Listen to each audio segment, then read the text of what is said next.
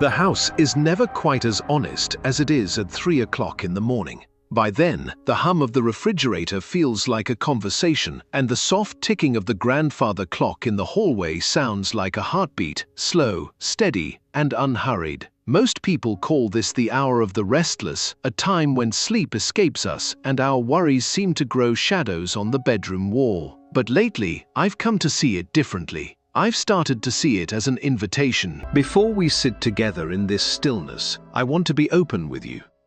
To share this story and these reflections with as many of you as possible, I've used some modern tools, artificial intelligence, to help gather my thoughts and give them a voice you can hear clearly. My goal isn't to present a polished lecture, but to offer a companionable hand. These are my own experiences, my own prayers, and the stories of the people who have crossed my path. They aren't meant to be a universal formula or a guarantee of a miracle, but simply a window into how one soul found a bit of light in the dark. If your journey looks different, I would love to hear your thoughts in the comments below, where we can speak to one another with kindness. I remember the first time I really met the 3 a.m. hour.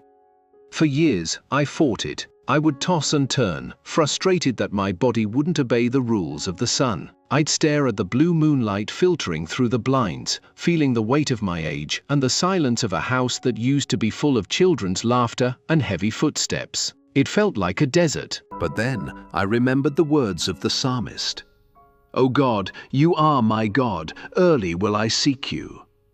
It hit me then, perhaps I wasn't being kept awake by my nerves, but by a nudge. Now, when the clock hits that sacred number, I don't reach for the sleeping pills or the television remote. I reach for a thin woolen shawl and make my way to the kitchen. I don't turn on the big overhead lights. The small glow from the stove is enough. There is a specific kind of peace that exists only when the world is asleep. It's as if the veil between our messy, loud lives and the quiet strength of heaven becomes a little thinner. I've realized that seeking God at this hour is a bold act. It's a way of saying, "Lord, you are more important than my comfort." In the middle of the day, there are phones ringing, bills to pay, and news cycles that demand our outrage. But at 3 a.m., the world is at rest, and I can finally hear the whispers I missed during the noonday heat. It's a time to align my steps, to breathe in the promises of Isaiah, that those who wait on the Lord shall renew their strength. I decided to try something. I decided to spend 7 days showing up for this appointment, not because I expected a check in the mail or a sudden disappearance of my arthritis, but because I was thirsty for something the world couldn't pour into a glass. I want to invite you to walk through those 7 days with me, not as a student, but as a friend sitting across the kitchen table. We're just two travelers watching for the dawn together. Whenever I find myself sitting by the window at 3 in the morning, I can't help but think of Mr. Henderson. He was a tall, lean man who lived 3 doors down from me for nearly 20 years. Before he retired, he spent his life as a night security guard at the old textile mill on the edge of town. Even in his 80s, the night watchman in him never truly went to sleep. I remember seeing him one summer night several years ago.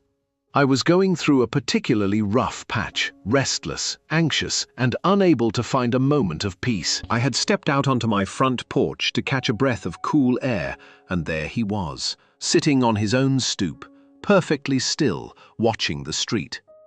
I walked over, my footsteps heavy on the pavement, and asked him, "Mr. Henderson, what on earth are you doing up at this hour? Don't you ever just sleep?"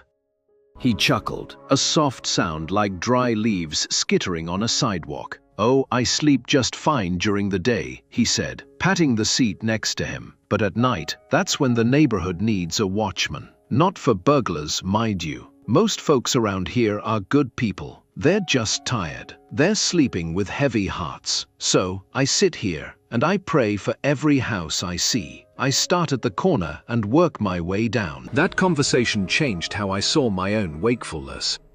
He didn't see the 3 a.m. hour as an inconvenience. He saw it as a duty.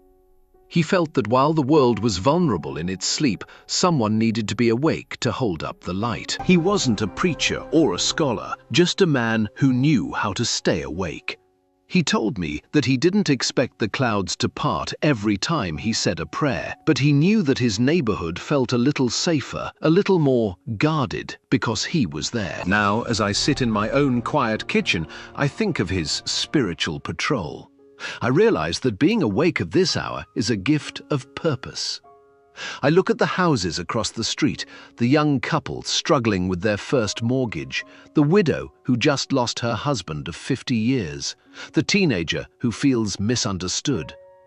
I may not have the strength to go over and fix their problems, but I have the time to lift their names. Mr. Henderson passed away a few years ago, but his lesson stays with me. This hour is a bold declaration to the spiritual realm. By choosing to seek God instead of scrolling through a phone or dwelling on our regrets, we are standing on the wall like watchmen. We are prioritizing the Creator over our own comfort. It reminds me of the authority we find in Ephesians, that our battles aren't fought with flesh and blood, but in the quiet, persistent moments of faith. When you find yourself awake tonight, don't view it as a symptom of a tired body. View it as a call to the watchtower. You are not just a person who can't sleep, you are a guardian for those who are currently resting. It's a quiet, humble way to serve, and in that service, I've found that my own heart stops trembling so much.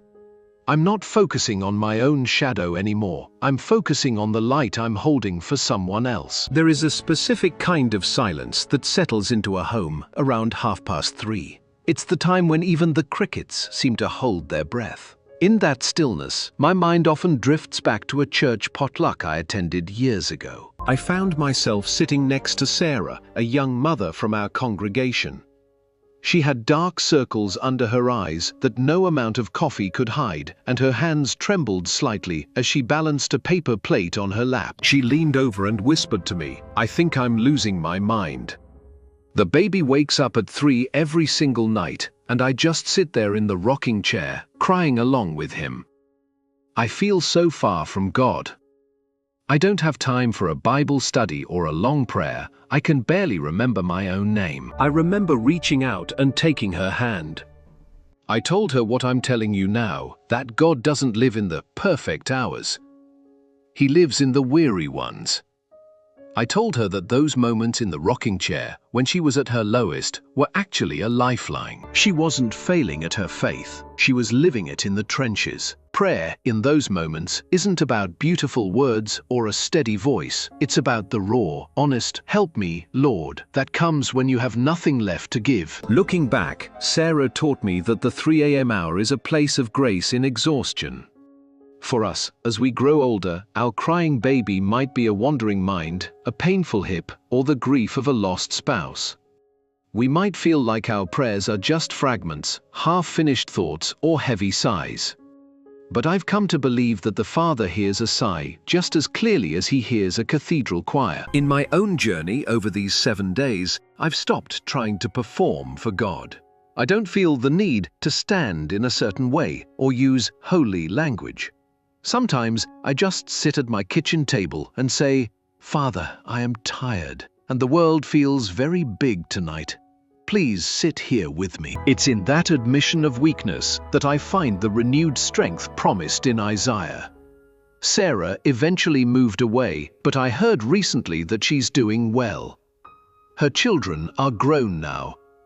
I like to think that she still wakes up sometimes in the night, not to a crying baby, but to that same quiet whisper of God she first met in the dark. If you feel exhausted tonight, if the weight of your years feels like a burden you can't carry, know that you don't have to be strong to pray. This hour isn't for the perfect, it's for the thirsty. It's a time to let go of the ritual and just hold on to the lifeline. You might find, as I did, that when you stop trying to reach up to heaven, you realize heaven has already reached down to you, right there in your quietest, most tired moment. Across the street from my house lives Mrs. Gable. She's 92 now, but her spirit is as sharp as a needle. For years, I noticed a strange pattern. At precisely 3:15 a.m., her kitchen light would flicker on, casting a warm, buttery glow onto the sidewalk. One afternoon, while we were both checking our mail, I finally asked her about it. I joked that she must be a secret baker working through the night. She gave me a knowing smile and said, "In a way I am honey, I'm baking the bread of life for this town." She explained that as she got older, her sleep became lighter, but her heart became heavier for the people around her. I figured if God was going to wake me up, I might as well get to work. I spend that hour kneading my worries into prayers until they turn into peace. By the time the sun comes up, I've got enough bread to share with whoever I meet during the day. Watching Mrs. Gable taught me about the beauty of consistency. She wasn't waiting for a crisis to pray. She was building a reservoir of faith in the quiet hours. It reminded me that the 3 a.m. call is a time of spiritual preparation. Just as a baker prepares the dough before the rest of the world wakes up to eat, we can prepare our hearts before the demands of the day begin to pull at us. In my own life, I've started to treat this hour as my spiritual kitchen. I bring in the raw ingredients of my life, the bits of worry about my health, the concerns for my neighbors, the gratitude for a warm house, and I let them sit in the presence of the Lord. I've realized that prayer at this hour isn't just about asking for things, it's about being transformed by the process. I don't expect that every morning will bring a lightning bolt of revelation. Sometimes it's just me and the hum of the refrigerator. But like Mrs. Gable's kitchen, there is a warmth there that lingers. I've found that when I spend that hour in faith, I walk through the rest of the day with a different spirit. I'm less likely to be rattled by a grumpy cashier or a piece of bad news. I have a bit of that living bread tucked away in my heart. Mrs. Gable is still there, and her light still shines every morning. She's a living reminder that our later years aren't a time of fading away, but a time of deeper service. We may not be able to run marathons or build houses anymore, but we can be the ones who stay awake to pray. We can be the ones who ensure that when the world wakes up, there is a foundation of peace waiting for them. If you see a light in a neighbor's window tonight, or if you turn your own on, don't feel lonely. Think of Mrs. Gable. Think of the thousands of us across the country who are baking our prayers in the dark. We are part of a quiet, powerful workforce. And the bread we make in the stillness of 3 a.m. is enough to feed our souls for the journey ahead. The dark has a way of playing tricks on a man's memory. For many of us, the 3 a.m. hour isn't just quiet, it's heavy. It's when the ghosts of our past choices or the fears of the future seem to loom largest. I learned the true weight of this from Brother Thomas, a veteran who sat in the pew behind me for 15 years. He was a man of few words, but his eyes carried the depth of someone who had seen things most of us only watch in movies. One Sunday, after a particularly moving service about finding peace, Thomas pulled me aside. He told me that for decades, 3 a.m. was his enemy hour. It was the time when the memories of the war were the loudest and the shadows in his bedroom felt like they were closing in. The silence wasn't peaceful, he told me. It was an interrogation.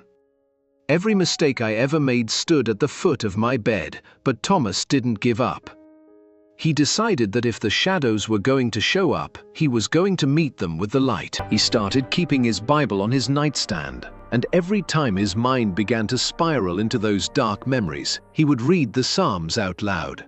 He told me I had to fill the room with a different voice. I realized that spiritual battles aren't won with physical strength, but with the Word. His experience taught me that the 3 a.m. hour is often a battlefield. Ephesians 6:12 tells us that our struggle isn't against flesh and blood, and nowhere does that feel more real than in the middle of a sleepless night. When fear whispers that we aren't enough, or that our best days are behind us, that is the moment to stand firm. In my own time of prayer over these 7 days, I've had moments where my own ghosts tried to visit. I'd think about the what-ifs of my life or the regrets I can't change. But following Thomas's lead, I've started to speak the promises of God into the room.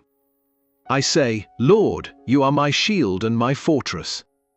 You are my defender in the day of trouble. It's not about magic words, it's about a change in focus. Thomas eventually found that his night terrors turned into night peace. The hour that used to be a source of dread became his most intimate time with the Lord. He realized that the enemy can't stand the light of a praying heart. If you feel surrounded by shadows tonight, if your mind is replaying old hurts or worrying about things you cannot control, don't fight those battles alone. Use this hour to reclaim your peace. You don't have to be a soldier like Thomas to be a warrior in prayer. Sometimes the bravest thing you can do at 3 a.m. is simply to say, "I trust you, Lord," until the shadows stop whispering. You are not a victim of the night. You are a child of the King, and the King is already awake, standing guard beside you. Sometimes, when I am sitting in my favorite armchair at 3 in the morning, my eyes drift to the framed photograph on the side table. It's a picture of my granddaughter, Chloe, taken on her graduation day. She's smiling, full of life and dreams, but when I talk to her on the phone, I can hear the cracks in that smile. She's living in a world that feels much louder and more confusing than the one I grew up in. She's navigating pressures I never had to face: digital noise, a shifting culture, and the anxiety of a future that feels uncertain. During this hour of stillness, I realize that I am a spiritual bridge for her. I may not understand all the apps on her phone or the modern slang she uses, but I understand the human heart. I understand that she needs a foundation. So, I take that photograph in my hands and I pray for her. I pray for her protection, for her wisdom, and that she might find the same peace I am finding in this kitchen. I've realized that my prayers at 3 a.m. have a special weight. When the rest of the family is sleeping, I am the one holding the line for the next generation. It's a form of intercession that doesn't require me to leave my house or spend a dime. It's the legacy of a name. I go through my family, name by name, child by child, grandchild by grandchild. I bring their specific struggles, the ones they told me about, and the ones I've only sensed in their voices, before the Lord. This reminds me of the promises we find in the scriptures about God's faithfulness from generation to generation. My physical strength may be fading, but my spiritual reach is longer than ever. I am interceding for the battles they don't even know they are fighting yet. There's a comfort in knowing that while Chloe might be asleep in a dorm room hundreds of miles away, her old-fashioned grandparent is awake, calling down the blessings of heaven upon her life. I don't tell her every time I do it. I don't want her to feel pressured, but I believe she feels the effects of it. I believe it creates a hedge of protection, as the old folks used to say. If you are a parent or a grandparent, don't feel helpless when you see your loved one struggling. You have the greatest tool available to mankind, and you have the best time to use it. This hour isn't just about your own peace, it's about securing the peace of those who will come after you. Your prayers are like seeds planted in the dark. They may not sprout by morning, but they are growing. When you hold their names up to the light at 3 a.m., you are doing the most important work of your life. You are ensuring that, even when you are gone, the prayers you whispered in the kitchen will still be surrounding them. Not far from where I live, there was an old man named Silas who used to sit on his porch every morning, long before the first bird started its song. He was a man of very few words. If you passed him during the day, he'd just give you a slow nod, his face lined like a roadmap of a long, hard-earned life. One morning, when I was particularly restless and had wandered out for a walk in the cool air, I saw the cherry of his pipe glowing in the dark. I asked him once, "Silas, what do you find out here in the dark that you can't find in the light?" He took a slow breath, the old wooden porch swing creaking rhythmically. Creak, groan, creak, groan. He waited so long to answer, I thought he'd forgotten I was there. Then he said, "In the light, everyone's talking, and I have to listen to them. In the dark, God's the only one talking, and I finally have the sense to listen to Him." Silas taught me that 3 a.m. isn't just a time for us to talk to God, it's the best time to listen. We spend so much of our lives presenting our list to the Almighty, our wants, our needs, our complaints. But sitting there with Silas, I realized that the greatest wisdom often comes in the gaps between our words. It's in the silence that the still, small voice finally gets a chance to be heard. In my own kitchen sessions over these 7 days, I've practiced what I call the listening chair. I'll say my prayer, and then I'll just sit. I'll let the silence settle. Sometimes, a thought will come to me, a person I haven't spoken to in years, a mistake I need to make right, or just a sudden, overwhelming feeling that everything is going to be okay. I've learned to trust those quiet nudges. They are the whispers of a shepherd leading his sheep beside still waters. The world thinks silence is empty, but Silas knew it was full. It's full of the presence of the one who maker of the stars. When we stop the noise, we stop the static that interferes with the heavenly signal. It reminds me of the promise that he leads us in paths of righteousness for his name's sake. Sometimes, the map for those paths is only handed out in the quiet hours. If you find the silence of the night intimidating, try to see it as Silas did. It's not a void, it's a sanctuary.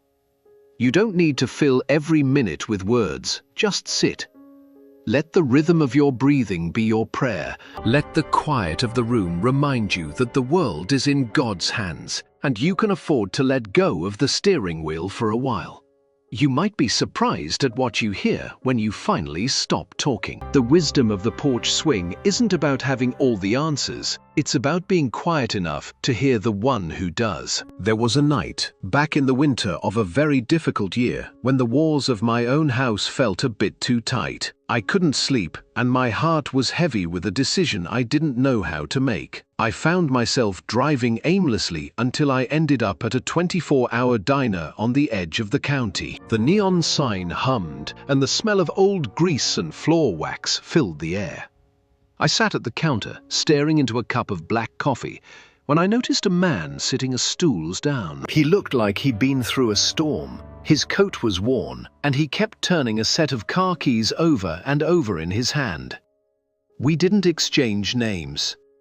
We barely exchanged more than a few sentences. But he looked at me and said, "It's funny how the hardest choices always find you at 3 in the morning, isn't it?" He told me he was deciding whether to move across the country to be near his daughter or stay in the only town he'd ever known. He was in the valley of decision, as the old book says. I didn't give him advice. I wasn't a professional counselor or a financial expert. I just listened. And before I left, I told him, "I'll be sitting in my kitchen at this hour tomorrow. I'll keep you in my thoughts." That stranger reminded me that 3 a.m. is often an hour of crossroads. While the rest of the world is dreaming, some are standing in the middle of a life-changing fog. In my own 7-day journey, I've realized that this time is meant for seeking clarity. I don't ask for a map of the next 10 years anymore. I just ask for enough light for the next step. I've learned to bring my big "what do I do" questions to the Lord during this hour. I don't look for a booming voice from the sky. Instead, I look for a sense of peace that settles over one choice while the other begins to lose its grip on me. It's like James 1:5 promises, "If any of you lacks wisdom, let him ask of God." He doesn't reproach us for our confusion. He meets us in the diner, so to speak. I never saw that man again. I don't know if he stayed or if he left, but every time I feel the weight of a choice, I remember the reflection in that coffee cup. I remember that I am not the only one awake, and I am certainly not the only one searching for the way home. If you are standing at a crossroads tonight, if you are worried about your future, your living situation, or a relationship that feels broken, don't feel pressured to solve it all before the sun comes up. Just bring the question into the quiet. Let the Father sit with you in your valley. You might find that by the time the diner lights dim and the dawn breaks, the path doesn't look quite so steep. Sometimes the most sacred places on earth don't have stained glass or high steeples. For me, the most holy ground I've ever trodden was the linoleum floor of my mother's kitchen. As I sit here now, in my own home, the memories of her return to me with a vividness that only the 3 a.m. stillness can provide. I remember waking up as a child, thirsty for a glass of water, and seeing a sliver of light beneath the kitchen door. I'd push it open just an inch and see her there, not cooking, not cleaning, but kneeling by the stove. The house would be cold, the air smelling of wood smoke and the faint scent of the tea she'd brewed. Her eyes would be closed, her lips moving in a silent rhythm. She didn't have much, times were hard, and my father worked long hours for little pay. But in that kitchen, at that hour, she looked like a queen in her counting house. I realize now that I have inherited her sacred hour. I didn't realize it then, but she was building a spiritual inheritance for me. She wasn't just praying for her own strength, she was paving the way for the person I would become decades later. In my own life today, when I feel the weight of my years, or the loneliness that sometimes creeps in like a draft under the door, I remember the warmth of her kitchen tiles. It reminds me that faith is a heritage. We don't just stumble into peace, we are often led there by the footprints of those who went before us. Over these 7 days, I've stopped seeing my wakefulness as a burden and started seeing it as a legacy. I am doing for my children and for my neighbors what my mother did for me. I am setting an altar in the heart of my home. It's a place where I can lay down the potter's clay of my life and ask the Lord to reshape the broken bits. There is a profound comfort in knowing that God is the same yesterday, today, and forever. The same God who heard my mother's whispers by her wood stove in the 1950s is the same God sitting with me at my laminate table in 2026. He is the God of our history and the God of our future. If you feel like you are the only one left in your family who still holds onto these old-fashioned ways, don't be discouraged. You are the link in a chain that reaches back for generations and will stretch forward into a time you will never see. Your kitchen table is an altar. Your quiet whispers are a testimony. When you seek the Lord at this hour, you aren't just surviving the night, you are honoring a sacred tradition of faith that is more durable than any hardship the world can throw at you. The sky outside my window is beginning to shift now. That deep, heavy indigo of the night is slowly bleeding into a soft, hopeful grey, and soon the first golden threads of the sun will touch the treetops. Our journey through these 7 days, or perhaps these 7 moments together, is coming to its natural close. I've spent these hours reflecting on the night watchman like Mr. Henderson, the quiet courage of Sarah in her rocking chair, the spiritual bread baked by Mrs. Gable, and the legacy my own mother left on a cold kitchen floor. Through them, I've learned that 3 a.m. isn't an hour to be survived, it is an hour to be cherished. I must be honest with you, as I promised I would be. I cannot sit here and tell you that every problem in my life has vanished. My joints still ache when the weather turns, and I still worry about the world my grandchildren are growing up in. I cannot promise you that the clouds will part and gold will fall from the ceiling simply because you stayed awake to pray. Life doesn't always work in straight lines or easy miracles. But what I can tell you is this: my heart has stopped trembling. The crushing weight of the what-ifs has been replaced by a quiet, steady even if. Even if the road is steep, I am not walking it alone. Even if the answer hasn't come yet, the one who holds the answer is sitting across the table from me. That is the true miracle of the early morning. Not that our circumstances always change, but that we are changed within them. As the world begins to stir, as the first cars start their engines and the news begins to broadcast the noise of the day, I want to leave you with a sense of peace. You have sought the Lord in the stillness. You have aligned your heart with His. You have stood on the wall as a watchman for your loved ones. You are ready for whatever this day brings, not because you are strong, but because you have spent time with the one who is. Thank you for sitting here with me. If these stories have touched your heart, or if you found your own kitchen altar during these nights, I would be honored to read your reflections in the comments. Let us be a community that supports one another in the quiet. Now, as the light grows stronger, take a deep breath. Carry the stillness of this hour into the noise of the day. Know that you are seen, you are known, and you are loved with an everlasting love. The night is over, the dawn is here, and God is already in your tomorrow. Go in peace, my friends.